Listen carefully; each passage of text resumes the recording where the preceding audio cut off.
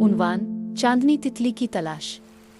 एक छोटे से गांव में दो बहन भाई रहते थे, इरो और मिया। इरो को सितारे देखना बहुत पसंद था और मिया को तितलियों से मोहब्बत थी। उनके घर के पास एक बड़ा सा जंगल था जिसके बारे में लोग कहते थे कि वहाँ एक चांदनी तितली रहती है। ये तितली रात को चमकती थी और जो भी इसे देखता इसकी एक छोटी सी ख्वाहिश पूरी हो जाती। एक रात जब आसमान पर चांद खूब चमक रहा था, मिया ने इरो से कहा, भैया क्या हम इस चांदनी तितली को ढूंढने चले? मैंने सुना है वो जंगल के सबसे पुराने दरख्त के पास रहती है। इरो ने मुस्कुराते हुए कहा, चुल्लू मिया, लेकिन एहतियात से, जंगल में रात को अंधेरा होता है। उन्होंने अपनी छोटी सी टॉर्च, एक पानी की बोतल और कुछ बिस्कुट बैग में डाले और जंगल की तरफ चल पड़े। जैसे ही वो जंगल में दाखिल हुए, हर तरफ से झींगर की आवाज़ें आने लगी।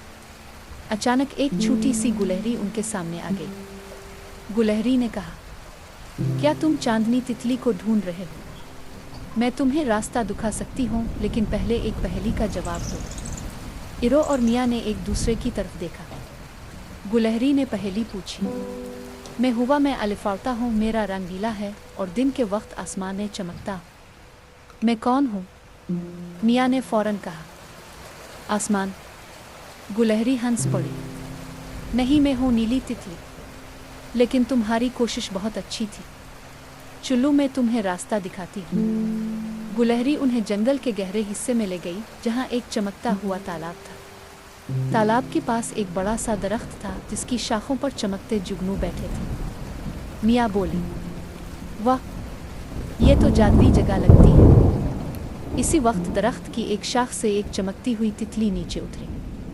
इसके पर चांद की रोशनी की तरह चमक रहे थे। चांदनी तितली ने कहा, मैं तुम्हारी हिम्मत से खुश हूँ। बताओ तुम्हारी क्या ख्वाहिश है? इरो ने कहा, हमें बस तुम्हें देखना था, लेकिन अगर ख्वाहिश पूरी करनी हो तो हम चाहते हैं कि हमारे गांव में हर रात सितारे और तितलियां चमकें। मिया ने मुस्करा कर कहा, और हमें गुलहरी जैसे दोस्त भी मिले। तितली ने अपने पर हिलाए और जंगल में हर तरफ रोशनी फैल गई। आसमान पर सितारे और चमकते जुगनू नाचने लगे। गुलहरी खुशी से कूदने लगी। इरो और मिया ने एक दूसरे को गले लगाया और घर वापस लौट आए। इस रात उनके गांव में हर तरफ चमक बखर गई। सबक: हिम्मत और दोस्ती से हर ख्वाब पूरा हो सकता है।